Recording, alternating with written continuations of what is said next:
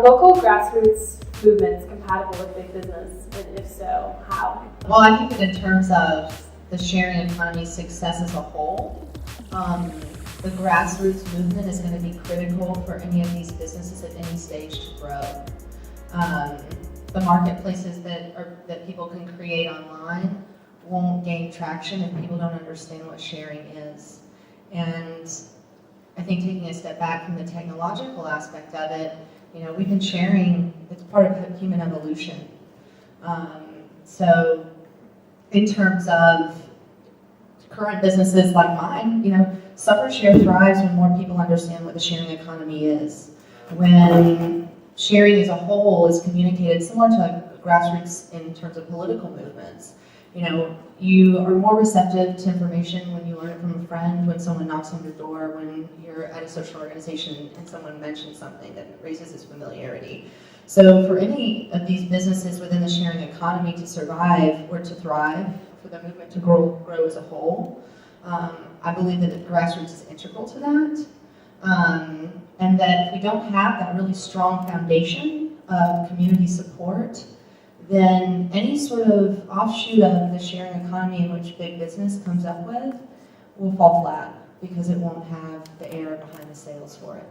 I think it's a bigger theme. I think maybe this all is becoming so prevalent because one of the key factors is trust. And there are so many great mechanisms to prove trust now, or at least to identify who you are and get feedback. Whether it's a Facebook plugin or better rankings that didn't exist 10 years ago, these are all prevalent in these systems. And I think the big brands also realize that they are losing that trust. So, for example, when I was in Australia a couple days ago, I just don't want to stay in the Four Seasons. I stayed in the Four Seasons one night and it was completely boring and drab, and I'd prefer to stay with a local. So the second night I was in an Airbnb in Bondi Beach and had a great local experience, and because I can trust the resources and the feedback that was on there, I'm going to work with them, or I'm going to stay there. And I think you'll just continue to see more of this, where these companies start at a grassroots level around a new category, but then begin to partner pretty quickly with big companies.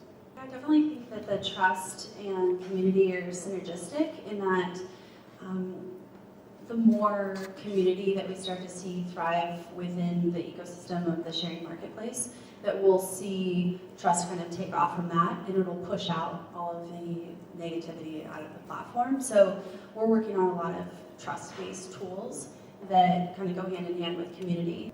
And I also believe that community is something that, from a grassroots perspective, the peer-to-peer basis is really all around, it's beyond ratings and reviews. It's how do your peers see you online?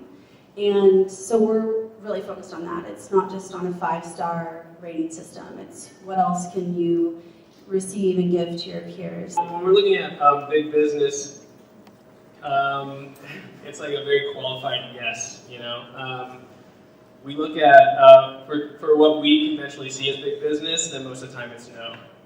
They have a bottom line, and that's not to create community, it's not to create access, it's not to create shared ownership, it's to maximize profits. And what's that mean? It means taking money from the people who are producing the wealth for that company. But if you're talking about being able to scale something with shared ownership, you just have to look at Mondragon in Spain or the Media Romano cooperatives in Italy, where you have tens of thousands of worker-owned businesses working together in networks to combine their impact and also to corner parts of the market, become efficient enough to compete on a global scale. So when we're looking at big businesses here, we need to just ask those types of questions of, are these really creating better community, or are they just co-opting a grassroots-led movement that was built on certain values and then was bought up by larger corporations?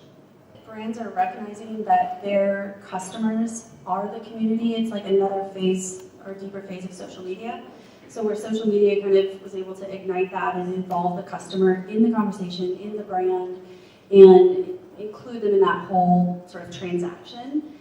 This is just enabling that at a deeper level. So whether or not transactions happen online, for us, we're working with really large brands that are saying, hey, look, we want our customers to stay under our umbrella and under our brand and understand them better, and push them off to this marketplace to do whatever it is they do, whether it's buy, sell, trade, swap, exchange.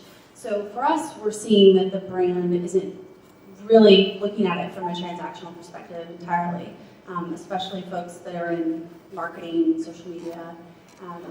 It's a deeper listening tool and a way for them to gain an understanding of what their customers want. Just some examples of that, I think, that we can talk about are Cisco is really interesting. We're working with them. They have a developer marketplace of about 5 million developers around the world, and they're really focused on giving back to the community and empowering those developers to connect via their WebEx on skill sharing. So folks that are in second, third world countries or other parts of the world that want to become Cisco certified can connect on the marketplace that's powered by Cisco. So that's just one example of a completely community-focused marketplace that exists right now by a big brand that has nothing to do with them buying more equipment from Cisco.